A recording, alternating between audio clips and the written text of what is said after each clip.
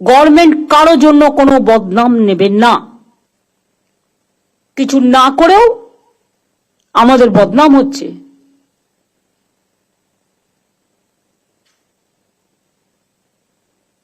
বাংলার আইডেন্টিটিটাকে বিক্রি করে দেওয়া হচ্ছে টাকার বিনিময়ে, এটা যেন না হয়।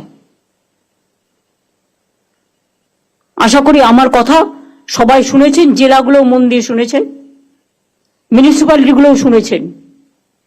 শুধু একটা ওয়ে আউট বের করো, যেখানে কাউন্সিলর নেই সেই কাজটা কি করে করবে। আর এসডিও যেখানে দায়িত্ব দিয়েছে, কেন তিনি কাজ করছেন না, শোকজ করবে।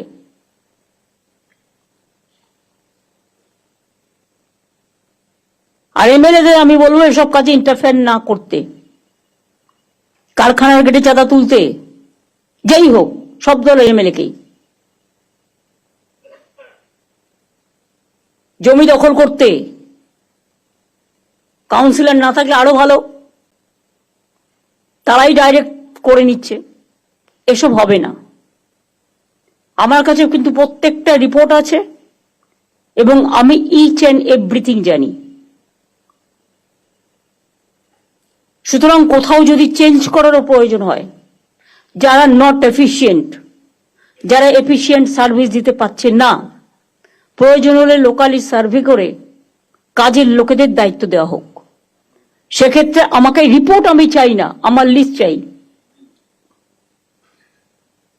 আমি 10 দিন টাইম দিলাম, একটু তো টাইম লাগবে ভালো খুঁজে বের করতে। অনেক ভালো লোক আছে, ট্যালেন্টেড লোক আছে,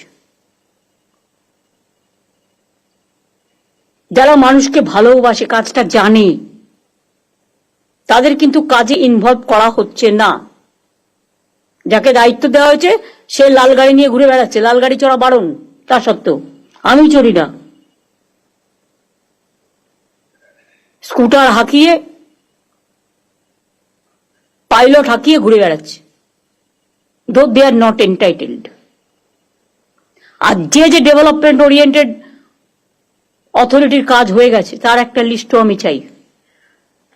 কারণ এগুলো রেখে গভর্নমেন্টের টাকা খরচ করার কোনো মানে হয় না গা টেপার পা টেপার জন্য। এদের অন্য জায়গায় কাজে লাগালে বরঞ্চ তারা মানুষের অন্যান্য কাজগুলো করুক, কাজ শিখুক। যে যার ইচ্ছা মতো ওই ডেভেলপমেন্ট অথরিটিগুলোকে লোক ঢুকিয়ে গেছে।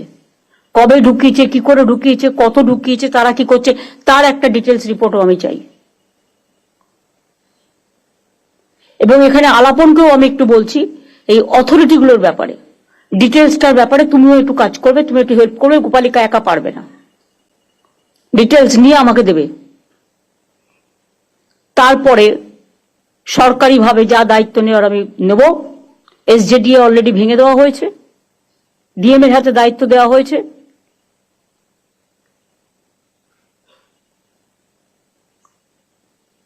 এইভাবে অন্যান্য জায়গাতেও যার কাজ হয়ে গেছে সেখানে কোনো অথরিটি থাকার দরকার নেই, মানুষই হোক অথরিটি। আমার সেলফ হেল্প গ্রুপে মেয়েরা খুব ভালো কাজ করে, ছেলেরাও।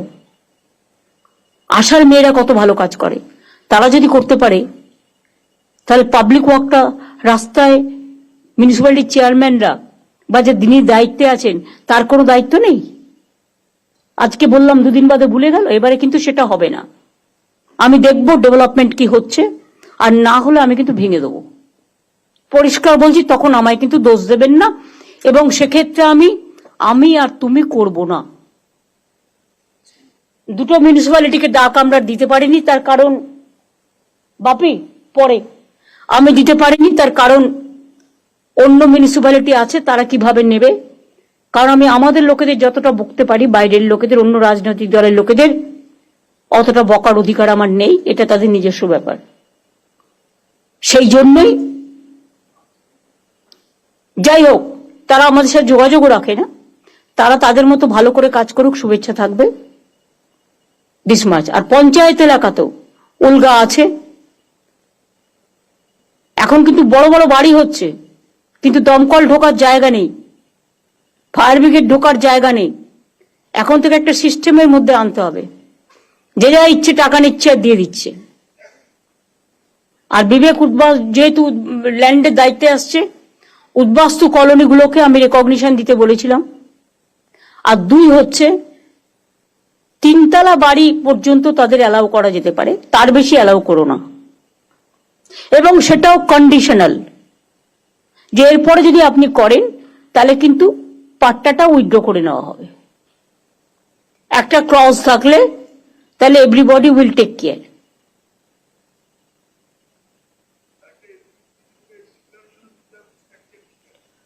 হ্যাঁ, স্ট্রাকচার ঠিক আছে, ফায়ার এটা ঠিক আছে, ইলেকট্রিফিকেশনের দিক থেকে ঠিক আছে, তার একটা ডিক্লারেশন দিতে হবে,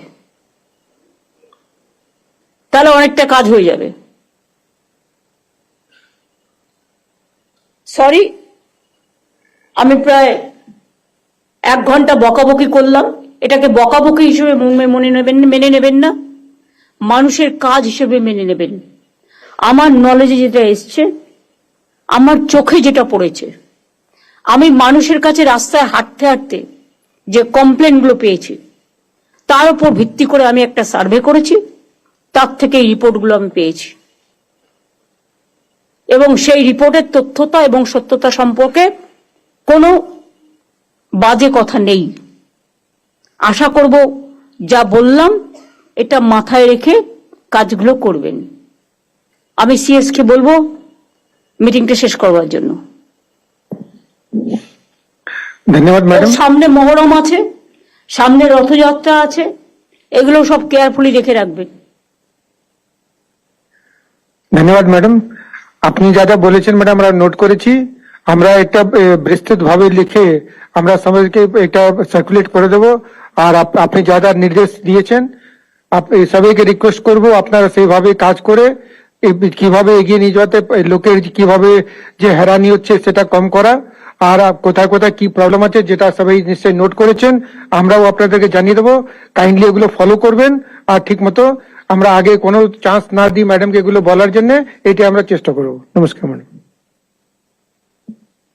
সেবক রোড, কাওয়াখালী, ডাবগ্রাম, ফুলবাড়ি, গৌতম দেব, তুমি এসছো, you cannot deny your responsibility also. ওই গ্রুপটাকে আমি ছাড়বো না। মনোজ তদন্ত এগোচ্ছে, যে যে করেছে অ্যারেস্ট করে নেবে, আমি কোনো কাউকে ক্ষমা করব না। আর সব জমিও রেস্টোর করবে। এ নয় যে পাকা বাড়ি করে দিল বলে তাকে ছেড়ে দিতে হবে, নো। একটা কাককে মেরে না ঝুলিয়ে রাখতে হয়, যাতে অন্য কাক বুঝতে পারে একটা কাক মারা গেছে। কখনো কখনো তোমাকে টাফ হতে হবে মানুষের প্রয়োজনে। আমি এটুকু বলে আপনাদের সকলকে ধন্যবাদ, এবং কাজ করার মানসিকতা আপনাদের আরো জাগ্রত হোক।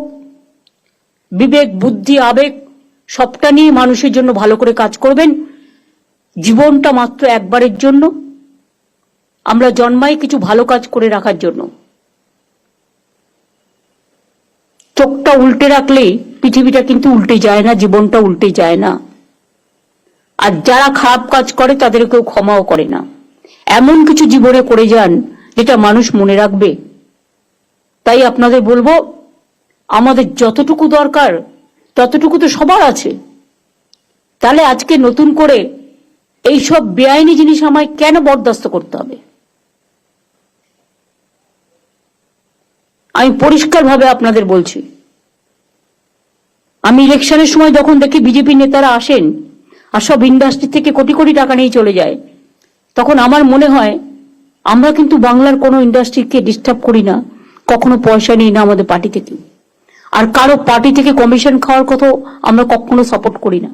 যারা এই টাকাগুলো করছেন তারা নিজের পকেটে ঢোকাচ্ছেন, এটা পার্টির কাজে লাগে না, পার্টি পায় না, এটা মাথায় রাখবেন। আর আমার দরকারও নেই, আর পার্টি 1 টাকা নয়ও নয়।